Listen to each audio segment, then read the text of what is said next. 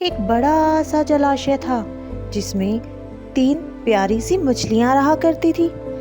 एक मछली का नाम अन्ना था, दूसरी मछली का नाम प्रत्यु और जो तीसरी मछली थी उसका नाम यदि था।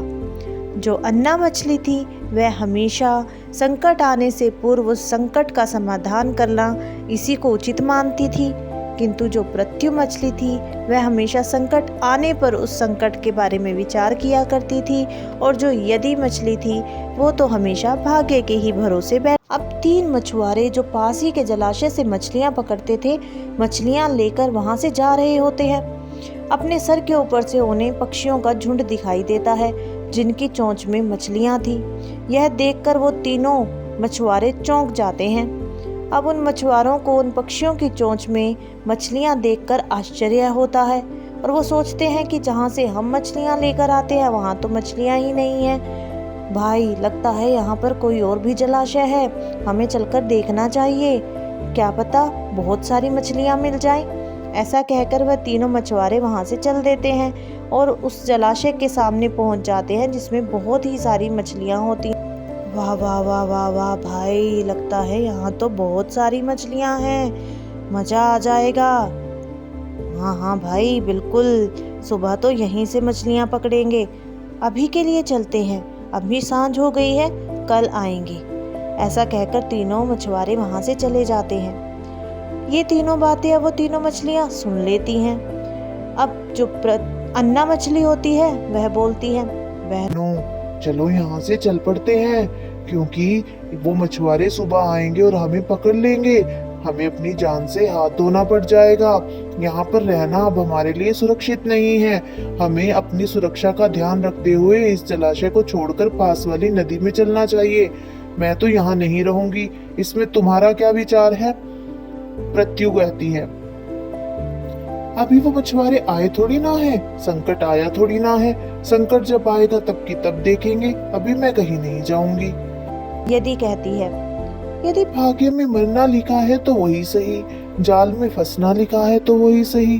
अगर मछुआरे मुझे पकड़ लेंगे तो वही सही, लेकिन जो भाग्य में होगा सो होगा, मैं नहीं जाऊंगी।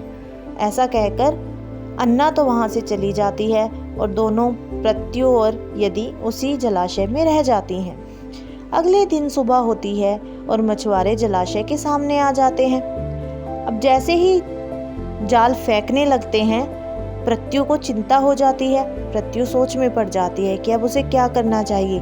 वह सोचने लगती है। अचानक उसे याद आता है कि इसमें एक उलबिलाव की लाश तैर रही है जो कि सड़ चुकी है। क्यों ना मैं उसके पेट के अंदर चली जाऊं, जिससे कि मुझ में से भी बदबू आएगी और शिकारी मुझे नहीं पकड़ेगा। ऐसा सोचकर वह उसके पेट के अंदर चली जाती है और अब प्रत्यु में से भी बहुत ही गंदी बदबू आने लगती है और वह जाकर जानबूझकर शिकारी के मछुआरे के जाल में फंस जाती है। जैसे ही मछुआरा जाल को ऊपर खींचता है तो बाकी सभी जो मछलियां जाल में फंसी होती हैं वह तड़पने लगती हैं।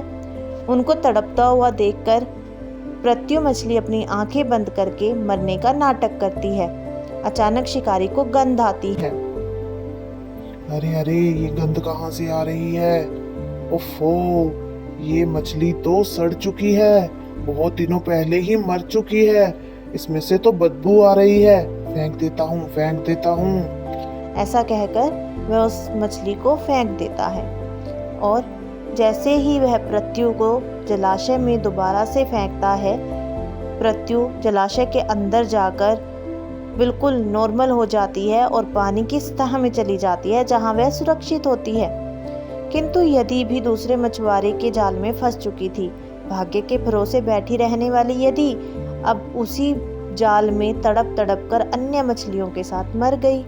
इसीलिए कहते हैं, भाग्य कभी किसी का साथ नहीं देता जब तक कि आप कर्म नहीं करते। भाग्य भी उसी का साथ देता है जो कर्म